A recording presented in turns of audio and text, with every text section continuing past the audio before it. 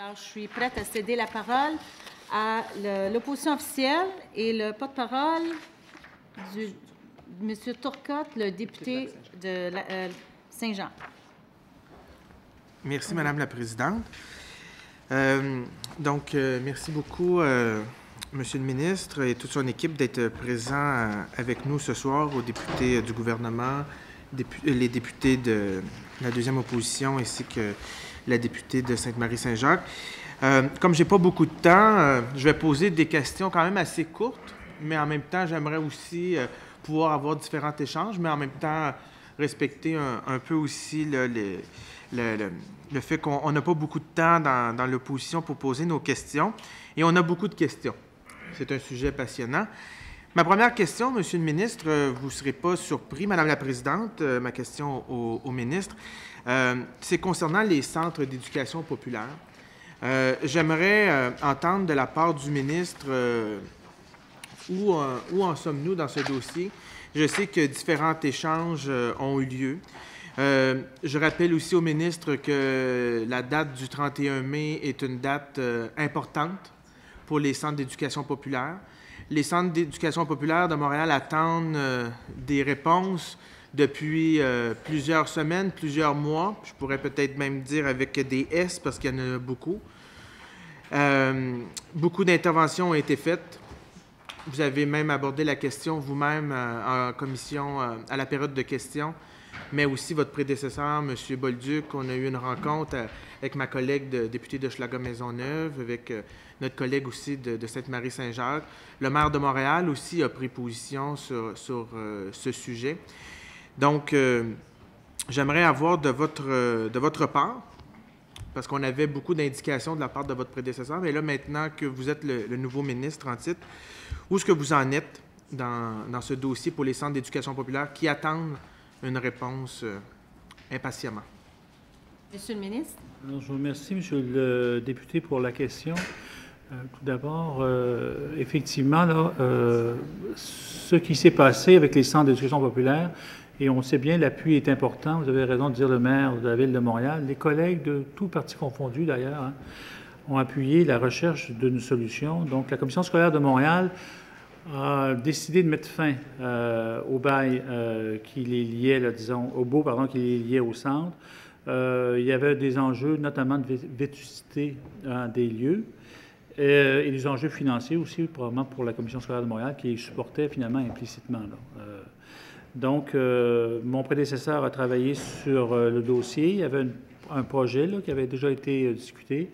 J'ai pris connaissance de ce projet. J'en ai discuté avec la Commission scolaire de Montréal il y a maintenant à peu près 2 semaines. Et ils me sont revenus avec une autre proposition. Donc, je peux déjà vous dire, je peux dire aux gens là, qui nous écoutent aujourd'hui que les activités des centres vont continuer là, le 1er juin et par la suite. Donc, ces activités-là ne seront pas remises en question. La proposition que l'on a en ce moment, que l'on étudie avec la Commission scolaire de Montréal, c'est de prolonger d'1 an les baux actuels. Il y a des enjeux au niveau du financement, parce qu'une fois qu'on a dit ça, il faut regarder du côté des lieux. Est-ce qu'il faut les sécuriser, etc. Donc, il y a une évaluation qui est faite en ce moment. Il y a aussi une évaluation qui est faite pour les coûts que vont devoir absorber les centres. Donc, on est aussi en discussion là-dessus. Mais c'est vraiment le scénario qui nous plaît pour différentes raisons. La principale raison, c'est que ça nous permet de regarder l'ensemble des possibilités. On a été mis devant, le ministère a été mis devant, disons, une décision de la CSDM de mettre fin au baux. Il fallait trouver une solution rapidement. La solution qui avait été trouvée, elle coûtait assez cher, c'est tout près de 14 millions, 12 millions de dollars en investissement, plus aussi un financement de maintien qui devait être dégressif sur 3 ans. Et ensuite, les centres devaient prendre en charge l'entièreté des coûts. Et c'est cet élément-là que je trouvais plus fragile dans la proposition. Donc, l'année que l'on va chercher, là, grâce à la proposition de la CSDM, va nous permettre de travailler davantage. On va mettre sur pied un comité de travail, ministère et centre, pour voir exactement quelle est la meilleure solution pour eux à long terme. Merci, Monsieur le ministre. Monsieur le député de Saint-Jean.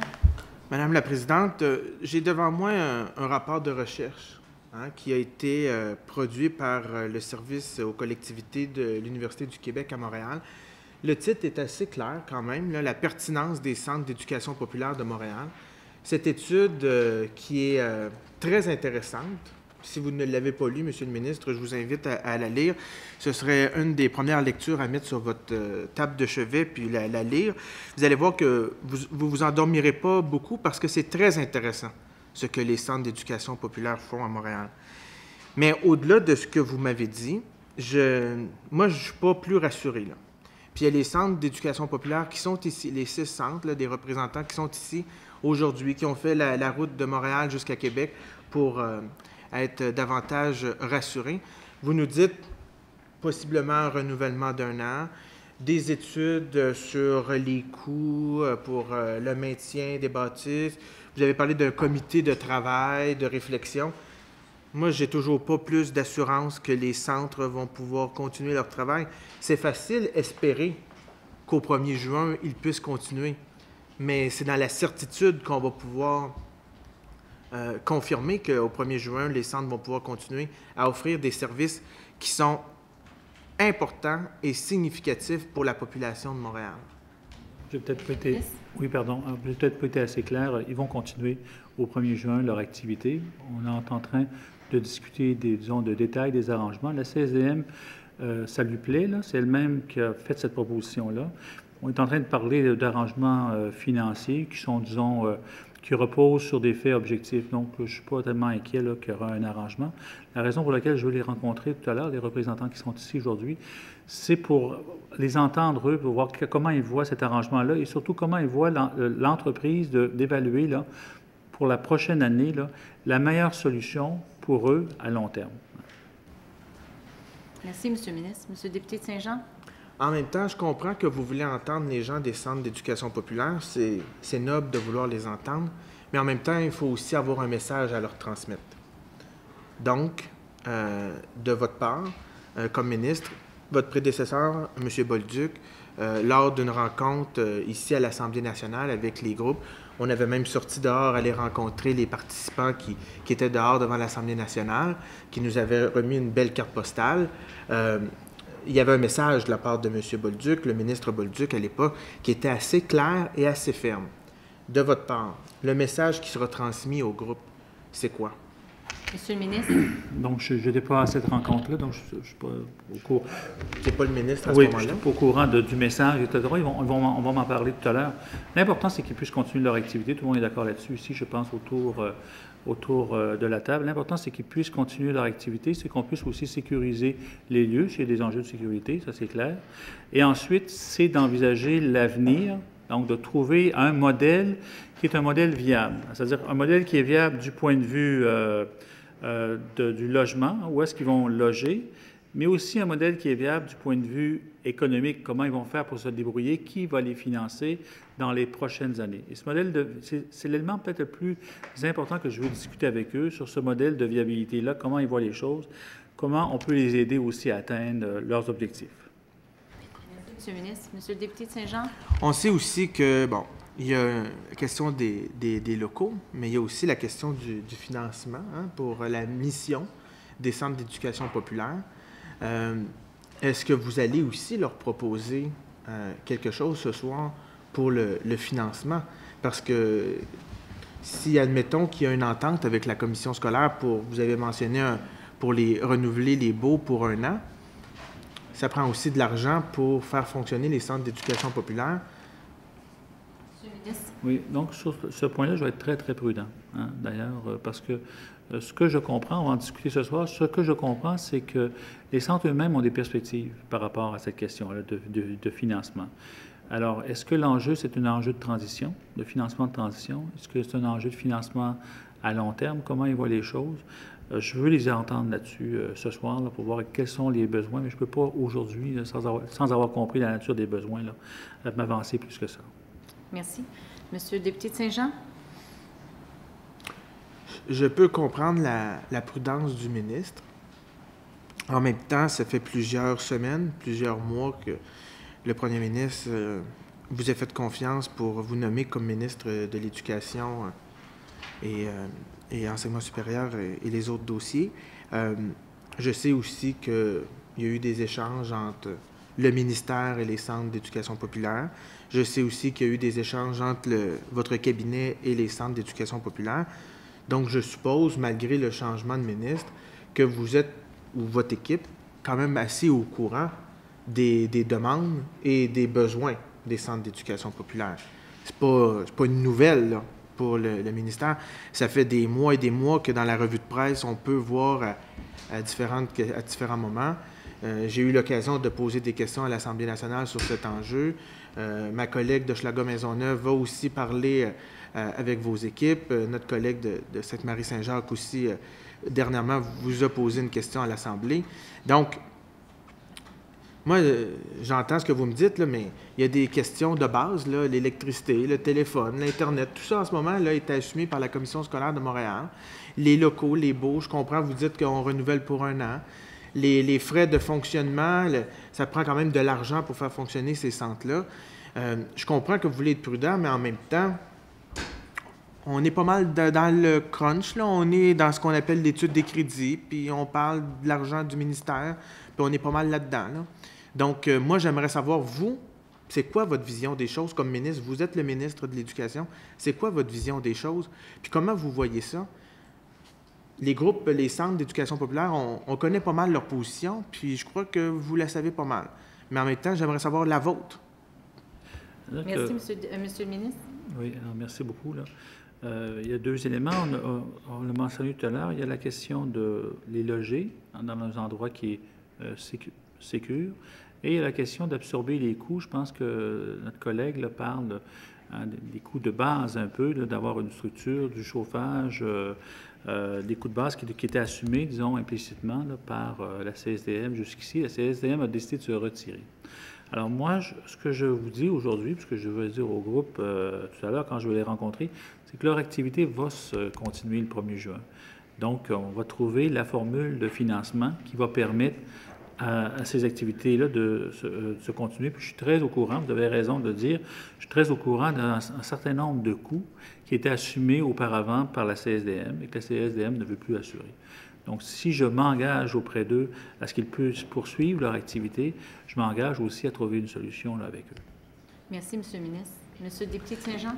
Bon, j'aimerais continuer à poser des questions sur les centres d'éducation populaire, mais malheureusement, j'ai seulement 2 blocs de 15 minutes et les questions ne manquent pas, mais j'ai une autre question qui a un lien. C'est la politique d'éducation des adultes, parce que c'est assez important. La politique date de 2002. Venait à échéance en 2007. On est rendu en 2015 et il n'y a toujours pas de nouvelle politique. Et à la question sur les échéanciers pour évaluer la politique d'éducation des adultes qu'on vous a posée à la question écrite, la réponse, c'est cette question fait référence à la politique gouvernementale d'éducation des adultes et de formation continue publiée en 2002. Cette politique a pris fin en 2007. Ça, on sait ça. Mais il arrive quoi, là, avec la politique d'éducation des adultes? Monsieur le ministre. Donc, effectivement, la politique date de 2002, elle n'a pas été changée, elle n'a même pas été soumise à une évaluation, disons, forte. C'est-à-dire qu'on voit parfois des évaluations qui sont de nature administrative, les dépenses ont été faites dans tel secteur, par telle personne, par tel groupe, etc. Mais il n'y a pas eu d'évaluation comme telle du point de vue de l'efficacité des programmes, l'efficacité des investissements que l'on fait. Donc, ce que je peux vous dire aujourd'hui, c'est que, bon, je suis ministre depuis 2 mois, donc pas mal de dossiers. Ce dossier-là va procéder suite à une évaluation assez rigoureuse de ce que l'on a fait et de ce que l'on a réussi.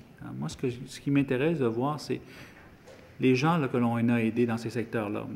Ils sont passés par quoi? Et les résultats, qu'est-ce que ça a donné? Parce qu'on a des chiffres parfois qui sont alarmants sur, disons, les progrès là, de l'analphabétisme au Québec. Donc, est-ce qu'on a les bonnes mesures? Est-ce qu'on a été efficace? Et pour le moment, je n'ai pas ces évaluations-là. Donc, il y aura politique, éventuellement, quand on aura trouvé une façon d'évaluer ce qui a été fait ces dernières années. Et est-ce que les résultats sont probants? Oui, est-ce qu'il faut changer complètement notre approche? En ce moment, je trouve que sur ces questions, il y a peut-être un peu trop de volontarisme et pas assez de rigueur pour évaluer là, hein, de façon, là, disons, méticuleuse là, les résultats et les progrès. Donc, c'est à peu près là où j'en suis là, après 2 mois là, de mon arrivée là, au ministère. Merci, M. le ministre. Monsieur le député de Saint-Jean, il vous reste 55 secondes. OK. J'entends ce que vous me dites, ce que le ministre me dit, mais en même temps, on fait quoi là, pour l'évaluer? C'est pas la première politique gouvernementale là, qui existe. Il doit y avoir des mécanismes dans le gouvernement du Québec pour évaluer des politiques gouvernementales. Donc, il devrait avoir un échéancier. On commence quand, cette évaluation-là? En 32 secondes, Monsieur le ministre. Donc, il n'y a aucune décision sur la méthode, et on sait que ça va être assez complexe, et aussi sur les délais que l'on se donne pour faire l'évaluation pour le moment. J'ai eu une première discussion là-dessus avec les fonctionnaires du ministère. Ils sont au courant de ma préoccupation. Ils sont en train de réfléchir un peu à la méthode qui pourrait éventuellement être utilisée, parce qu'il faut segmenter. Il y a différents types d'activités, il faut les segmenter, et ensuite procéder à une évaluation. Mais pour le moment, il est beaucoup trop tôt pour répondre à votre question.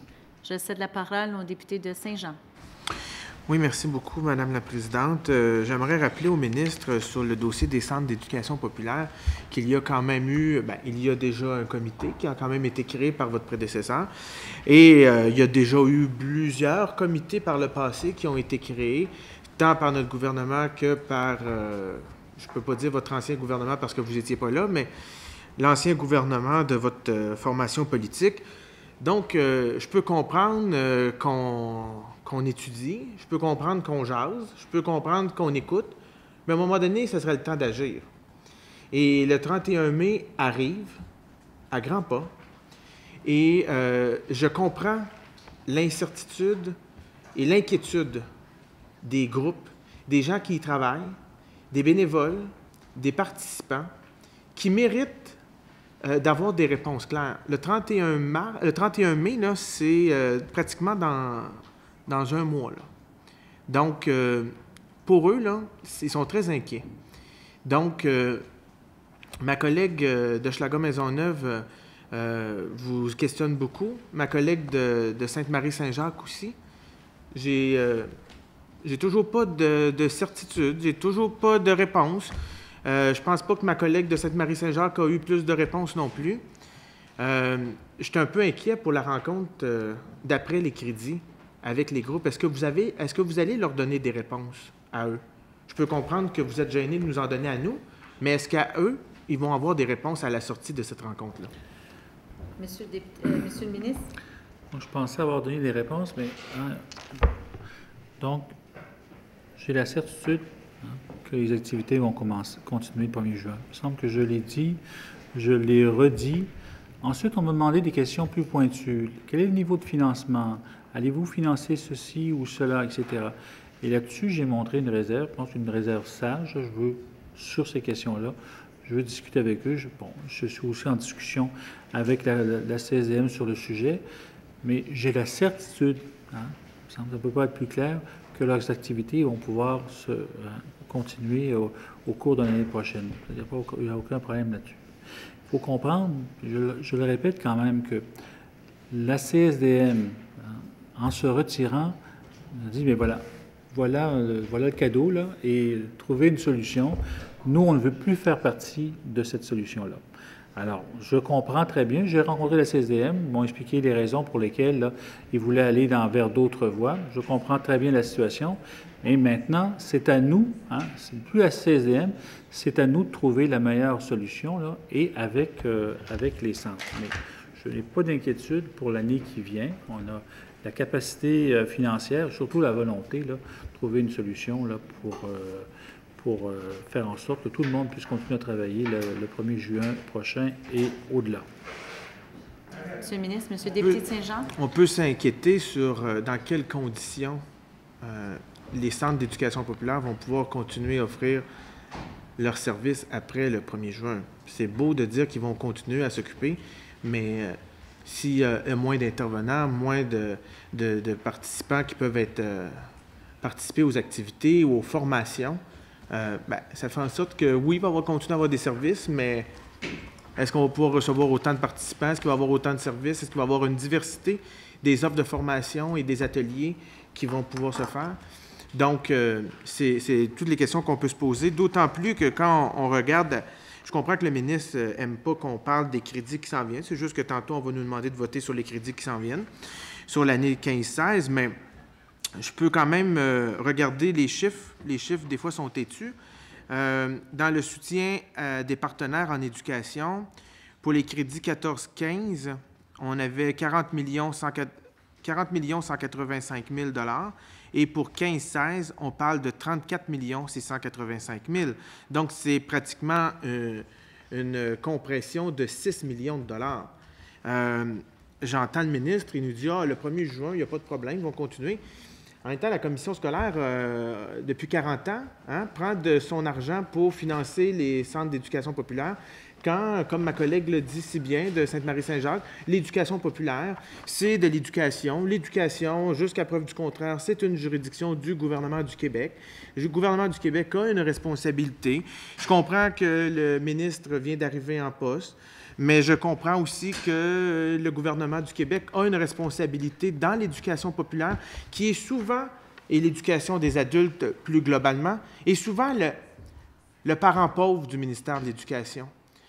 Je comprends qu'on parle beaucoup de formation professionnelle. Je suis porte-parole de la formation professionnelle aussi.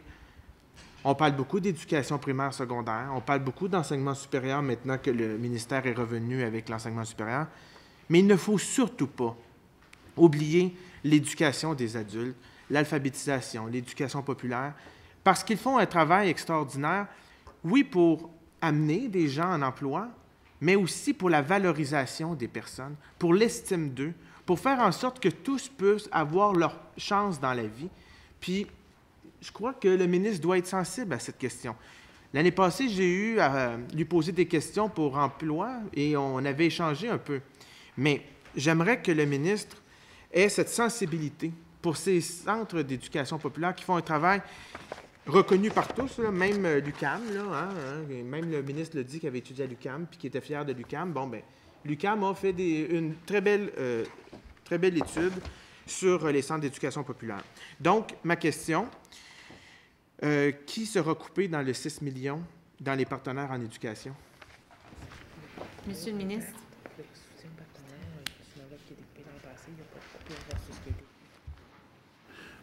Je comprends bien. Donc, il n'y a pas de coupure dans le pacte comme tel. Donc les coupures, ça a été fait l'an dernier. L'enveloppe a été amputée de 5,5 millions, puis ça n'a pas été reconduit. Donc, c'est une enveloppe qui a été amputée l'an dernier et qui n'est pas... Donc, cette coupure n'est pas reconduite pour l'année qui vient. Sur la question, là, vous avez fait un plaidoyer, puis donc j'y adhère, le plaidoyer que vous avez fait par rapport à l'éducation populaire.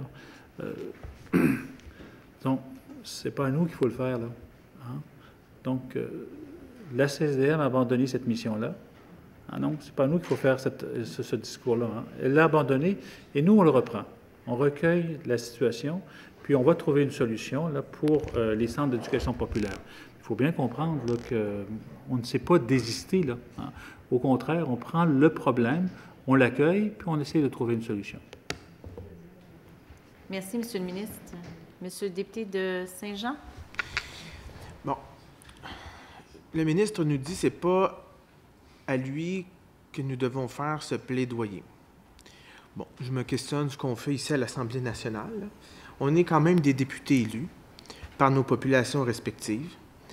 Ma collègue de Schlager-Maisonneuve, ma collègue de Sainte-Marie-Saint-Jacques, mes autres collègues députés de l'île de Montréal qui ont des centres d'éducation populaire. J'aimerais avoir la chance d'avoir un centre d'éducation populaire dans ma circonscription parce qu'ils répondent à des besoins criants de nos populations. En même temps, l'éducation relève du gouvernement du Québec. Les centres d'éducation populaire ont une mission aussi, hein, on le dit, communautaire. Les groupes communautaires, le ministre était tout récemment ministre de l'Emploi et Solidarité sociale. Il doit quand même connaître l'importance des groupes communautaires. La force que ces centres occupent dans l'éducation. Le ministre ne peut pas transférer la responsabilité sur la Commission scolaire de Montréal ad vitam aeternam. Il est le ministre de l'Éducation. C'est lui qui est responsable de l'éducation au Québec. Il doit prendre ses responsabilités et j'invite le ministre à faire plus de précision dans sa volonté. Il a la responsabilité d'avoir un leadership en matière d'éducation des adultes puis en matière d'éducation populaire. Et je l'invite à nous le démontrer ce soir qu'il est vraiment le leader en matière d'éducation au Québec et ne pas toujours tout lancer la responsabilité et la faute aux commissions scolaires. C'est lui le ministre. Monsieur le ministre. Oui, donc je suis d'accord avec la dernière affirmation, puis plusieurs éléments de l'affirmation aussi. Là. Donc, je prends mes responsabilités. Là. Donc, la CSDM nous a annoncé qu'elle se désistait, elle mettait fin au beau. Et voilà, il fallait trouver, on nous a demandé de trouver une solution. On change, disons, le paradigme, on change la façon dont était organisée l'offre jusqu'ici. Je pense que, à ma connaissance, la CSDM était impliquée depuis, à mon avis, plus de 20 ans, 25 ans dans la formule. Mais moi, je prends mes responsabilités parce que je considère l'éducation populaire, à mon avis, aussi importante que vous. Il faut trouver une formule, cependant, une formule qui convient là, à tout le monde et qui nous permet d'avoir une certaine viabilité là, par rapport à la structure de financement précédente. Merci, Monsieur le ministre. Madame la députée de Hochelaga-Maisonneuve. Alors, Madame la Présidente, je vais me permettre de préciser certaines informations au ministre là, qui semblent faire, à mon avis, un raccourci un peu simple en disant que la CSDM a informé. La CSDM a subi des coupures importantes de la part du gouvernement du Québec. Elle doit recentrer, et c'est à la demande du ministre et du gouvernement, de recentrer son activité. Depuis 25 ans, on lui a demandé de rentabiliser ces bâtiments qui sont excédentaires. C'est ce qu'elle a fait, justement, en les offrant à des groupes communautaires qui viennent donner des services d'éducation populaire à des populations montréalaises. Ça, c'est ce que font les centres tous les jours. Et ça, c'était justement en lien avec le fait d'avoir des bâtiments excédentaires il y a 25 ans. Mais actuellement, dans ces bâtiments-là, pour lesquels la CSDM n'a jamais mis de l'argent en tant que tel de rénovation parce qu'elle n'a jamais eu de l'argent, eh bien, s'est présentée l'opportunité d'aller chercher de l'argent au fédéral. Mais malheureusement, les organismes ne pouvaient pas aller chercher l'argent au fédéral malgré des programmes de subvention disponibles parce qu'ils n'ont pas de baux à long terme. Et c'est là que, lorsque la CSDM a demandé au gouvernement la possibilité de signer un bail à long terme, que votre gouvernement a refusé. Alors là, on est dans une situation où on ne peut pas dire à la CSDM, vous désengagez, puisque si on veut rénover les bâtiments avec les fonds fédéraux qui sont disponibles et qui étaient disponibles à aller il y a quelques années, eh bien, imaginez-vous donc que ça prend justement des baux long terme ou tout simplement ce qui était l'autre alternative, qui était justement d'aller vers de céder les bâtiments aux organismes. Alors, c'est dans cette dynamique-là qu'on a démarré ces discussions-là. Alors, aujourd'hui, venir dire que c'est la faute de la CSDM qui se désengage, je trouve ça c'est un raccourci un peu facile. Le gouvernement a coupé de l'argent à la CSDM. La CSDM a des bâtiments excédentaires dans lesquels elle a des organismes communautaires qui sont là depuis 25 ans, pour lesquels elle maintient les dépenses et qu'elle a assuré justement que l'on puisse avoir de l'éducation populaire à Montréal. Alors, je pense qu'il faut se mettre dans une dynamique de dire qu'est-ce qu'on fait pour sauver l'éducation populaire à Montréal. Je pense que c'est là-dedans qu'il faut se mettre. Des comités de travail, on en a eu depuis des années là-dessus. On les a toutes vus. On a même fait la démonstration lors d'une réunion au pavillon d'éducation populaire à votre prédécesseur, M. Bolduc, comme de quoi toutes les données sont sur la table. M. Thibault, votre sous-ministre, a toutes les données qu'il faut et il est prêt à faire la démonstration des besoins. Votre prédécesseur nous a dit, j'ai besoin d'une permission du Conseil du Trésor. Alors, ce que je vous demande ce soir, est-ce que vous avez eu l'argent du Conseil du Trésor? Merci, Madame la députée de Hochelaga-Maisonneuve. Monsieur le ministre. Donc, c'est vrai que moi, je ne veux pas faire un test de culpabilité puis faire un procès, là, parce que ça pourrait être un long exercice. Je le répète, la CSDM s'est désengagée, hein, ça c'est clair. Et maintenant, moi, je m'engage. Hein, donc, alors maintenant, on est à la recherche d'une solution. Comme vous avez dit tout à l'heure, il faut trouver une formule pour pérenniser suffisamment les centres d'éducation populaire pour qu'ils puissent aller chercher des subventions qui ne sont pas accessibles. Alors, c'est un des éléments qui est à l'ordre du jour dont je veux leur parler aujourd'hui. À quel genre de subventions ils pensent? Quelle est la probabilité que ces subventions-là soient accessibles? Est-ce que ces subventions-là pourraient régler en partie, complètement, là, les problèmes de financement? Puis ensuite, on verra là, comment on peut les aider à accéder ou pas à ces subventions-là, si on peut les aider. Mais avant tout, là, il faut trouver une solution qui nous permette de traverser l'année qui vient et, si possible, d'identifier les solutions là, à plus long terme. Merci, Monsieur le ministre. Alors, est-ce que, Monsieur le député de Saint-Jean, il vous reste 1 minute 23 secondes. Merci, Madame la Présidente. J'espère que les groupes, les centres d'éducation populaire auront des réponses à leurs questions et à ce qu'ils vivent au quotidien, parce qu'il leur reste 1 mois. Et j'espère qu'ils n'auront pas fait ce chemin pour rien. Je suis content d'avoir les crédits maintenant, parce que peut-être qu'ils n'auraient pas eu de rencontre sans les crédits. Mais des fois, les crédits, ça donne des avantages. J'aimerais cependant, en terminant, Monsieur le ministre, vous rappeler toute l'importance du renouvellement de la politique d'éducation des adultes et de formation continue. Parce que ça inclut, oui, l'emploi, mais ça inclut, comme je vous ai dit, tout ce qu'on voit et que nous parlons depuis le début, l'éducation populaire, l'éducation des adultes, incluant l'alphabétisation. Avoir une vision globale entre le ministère de l'Éducation et le ministère de l'Emploi et de la Solidarité sociale pour que les ministères puissent se parler, parce qu'il y a de la formation dans les 2 ministères qui sont offertes. Donc, je comprends que vous arrivez comme ministre, mais beaucoup de ministres, moi j'ai fait les crédits sur le même sujet en 2010, je posais les mêmes questions. On est en 2015, ça fait 5 ans, puis je sais qu'avant moi, on en a parlé beaucoup. J'aimerais ça que l'année prochaine, au crédit, on puisse commencer à jaser des actions concrètes de cette politique. Merci beaucoup.